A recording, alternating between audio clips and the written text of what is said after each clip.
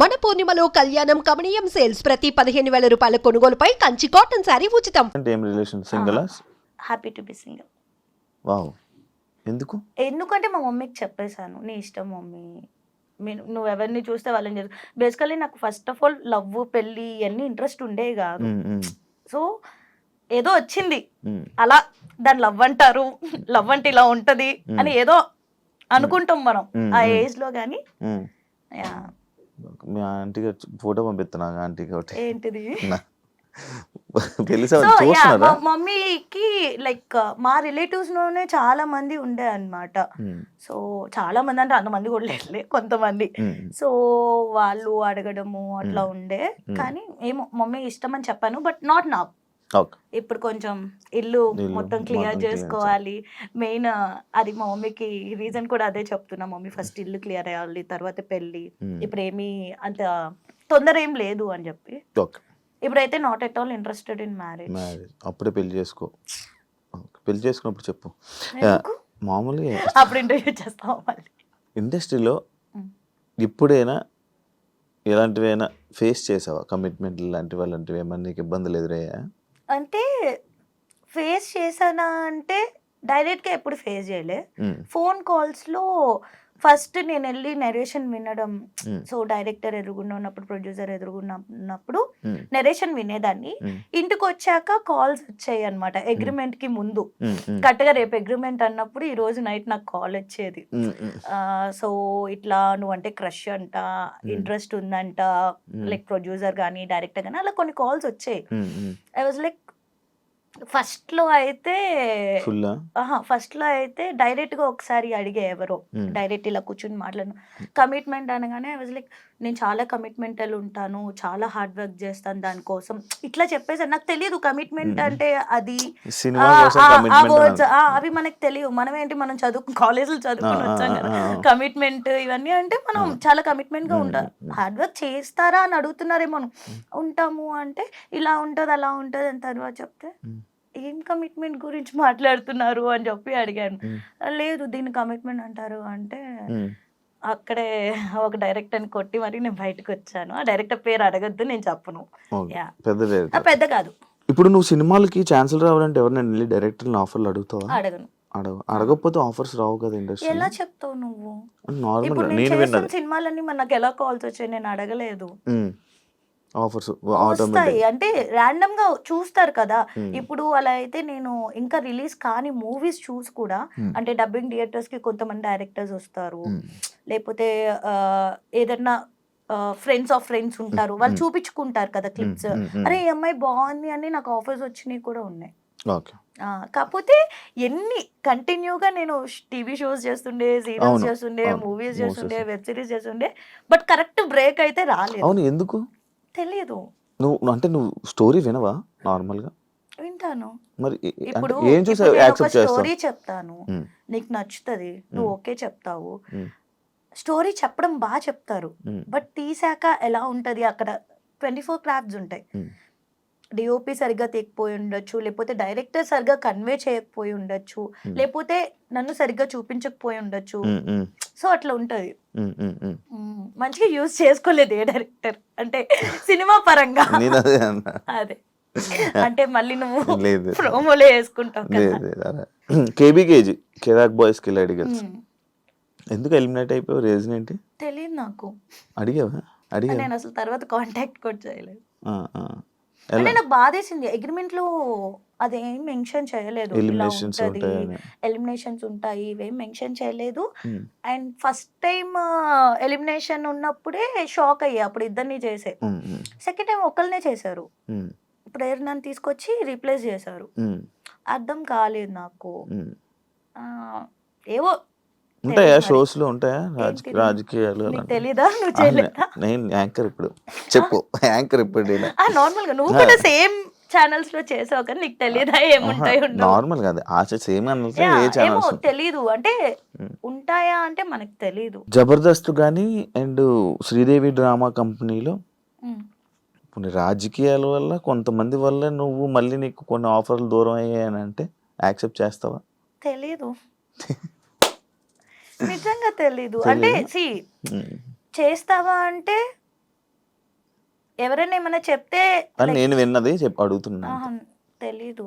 నమ్ముతావా అంటే నమ్ముతా.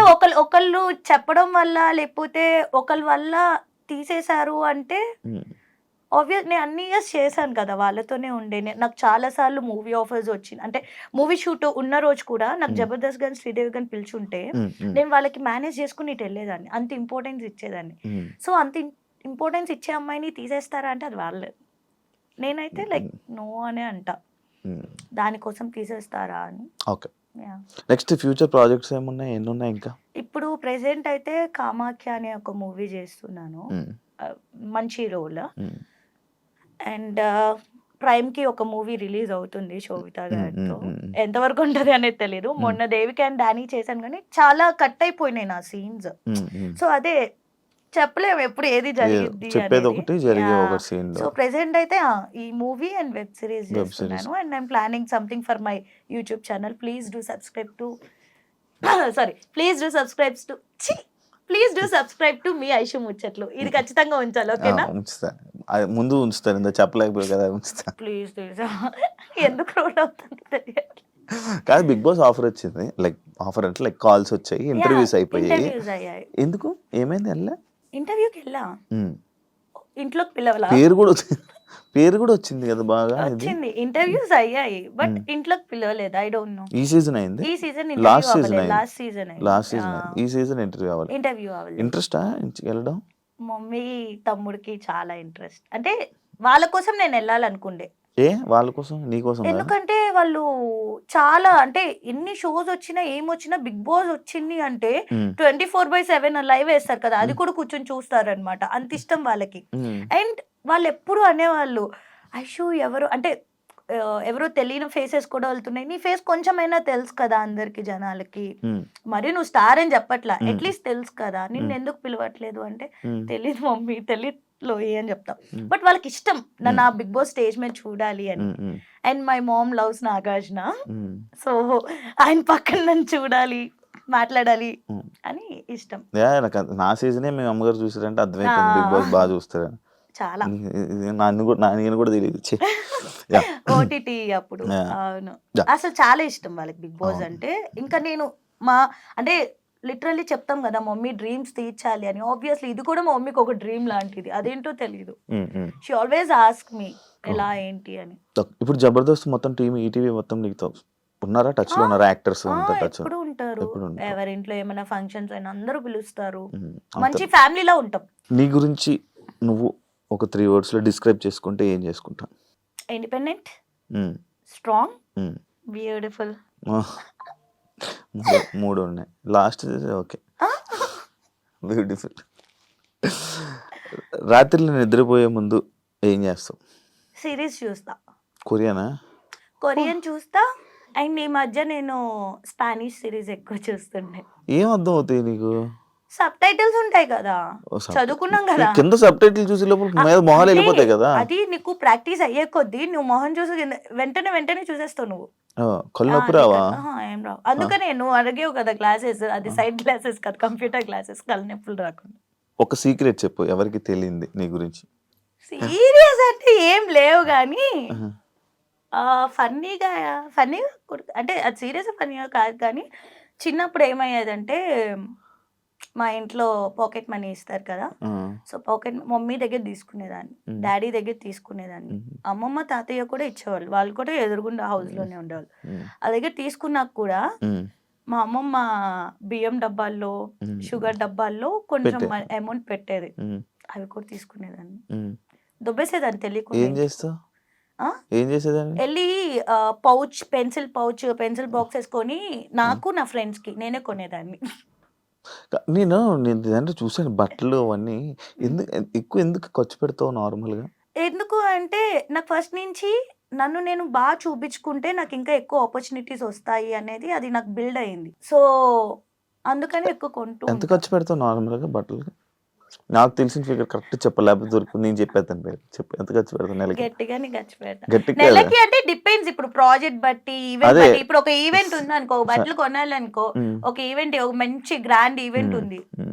కాదు, ఇప్పుడు యూఎస్ దుబాయ్ వెళ్ళినప్పుడు డ్రెస్సులు కొనుక్కొని వస్తాయి కదా, ఆ బడ్జెట్ చెప్పు ఒకసారి. నాకంటే ఎక్కువ ఎవరికి తెస్తా? నా ఫ్రెండ్స్ కి, మా మమ్మీ, ఫస్ట్ మా ఎంత తమ్ముడు. తెస్తుంది? ఎంత ఒక షాపింగ్?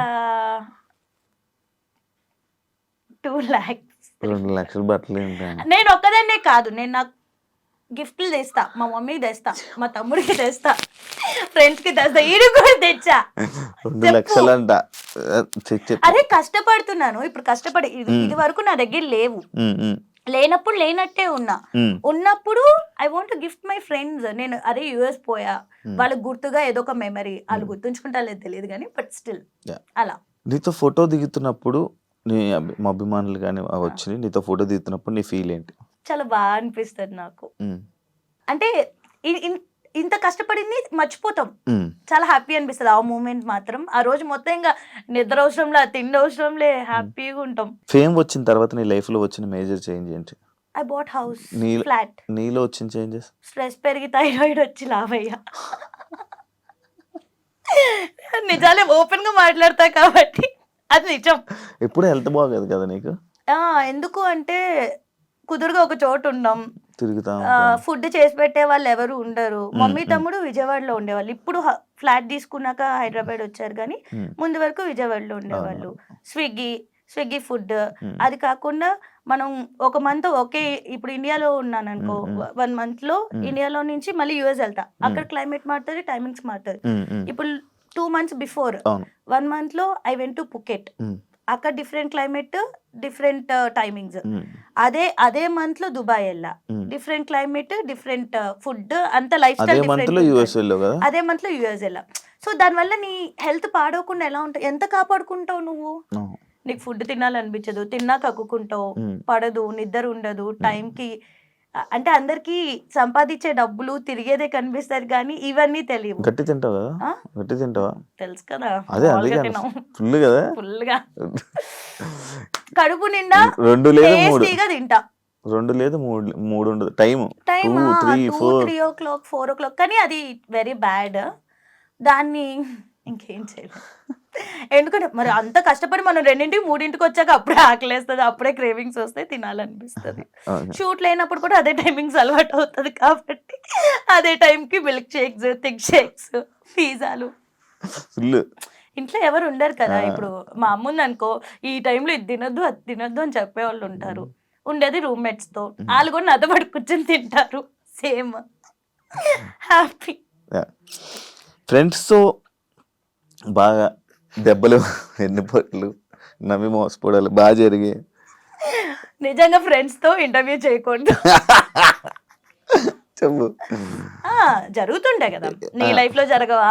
ఎందుకు ఆ బ్రో లైఫ్ లో ఎందుకు అంటే, ఇప్పుడు నేను ఏ రిలేషన్షిప్ కన్నా చాలా ఇంపార్టెన్స్ ఇస్తా, చాలా ప్రయారిటీ ఇస్తా, చాలా ఎఫర్ట్స్ పెడతా దానికోసం. సో ఫ్రెండ్షిప్ కి వచ్చేసరికి నాకు చాలా ఇష్టం ఫ్రెండ్స్ అంటే. వాళ్ళ కోసం ఏదన్నా చేసేయాలి, వన్స్ నా అనుకుంటే ఇంకా నా ప్రాణం ఇచ్చేస్తా అనమాట. వద్దు అనుకుంటే అలానే మొహం కూడా చూడండి, దేకను కూడా దేకను. బట్ అవును, యా, అంటే ఎలా అయిపోతుంది అంటే, నువ్వు ఎఫర్ట్ పెట్టే కొద్దీ, అందరు ఫ్రెండ్స్ అట్లా ఉండవు, కొంతమంది ఎఫర్ట్ పెట్టే కొద్దీ, కొంతమంది ఫ్రెండ్స్ మనం క్లోజ్ అవుతాం, ఇంకా ఎఫర్ట్స్ పెట్టే కొద్దీ వాళ్ళు నేను ఇంకా హర్ట్ చేస్తూ ఉన్నారనుకో, ఎందుకు ఇంత ఎఫర్ట్ పెట్టి అనే ఫీలింగ్ వస్తుంది అనమాట. ఒక 24 hours నువ్వు ఇన్విజిబుల్ అయిపోతే ఫస్ట్ నువ్వు చేసే థింగ్ ఏంటి? నా ఫ్రెండ్స్ అందరి దగ్గరికి వెళ్ళి వాళ్ళు నా గురించి ఏమనుకుంటున్నారో తెలుసుకుంటా. ఎందుకు వినాలనుకుంటావు? పట్టించుకుంటా. ఎలాంటి స్టేజ్ కి వచ్చేసాను అంటే, నేను చాలా లవ్ చేస్తా మనుషుల్ని, చాలా లవ్ చేస్తా. వాళ్ళు ఇంత ఇచ్చారంటే నేను ఇంత ఇచ్చేస్తా నా దగ్గర నుంచి. అంత ఇష్టం అనమాట నాకు మనుషులు అంటే. ఎందుకంటే చిన్నప్పటి నుంచి లైక్ నేను, మా మమ్మీ, తమ్ముడు తప్ప నాకు వేరే ప్రపంచం లేదు. కష్టపడ్డం ఇదే. ఇప్పుడే నేను ఫ్రెండ్స్ ఇవన్నీ నాకు ఉన్నది లైఫ్ లో. So I don't want to lose అనమాట. సో అంత ఇంపార్టెన్స్ ఇచ్చి అంత చేస్తున్న టైంలో కొంతమంది ఫేక్ గా ఉండడం, అది నాకు తెలిసేది కాదు. ఉమ్, ఉమ్, కొంచెం మెచ్యూరిటీ వచ్చే కొద్దీ తెలుస్తుంది. తెలుసు. సో అందుకని తెలుసుకోవాలని ఉండే, ముందు ఎలా ఉంటారు, వెనకాల ఎలా ఉంటారు. సో దాన్ని బట్టి మంచిగా ఉండే ఫ్రెండ్స్ ఉంటారు కదా, మ్మ్. వాళ్ళతోనే ఫ్రెండ్షిప్ చేయాలి.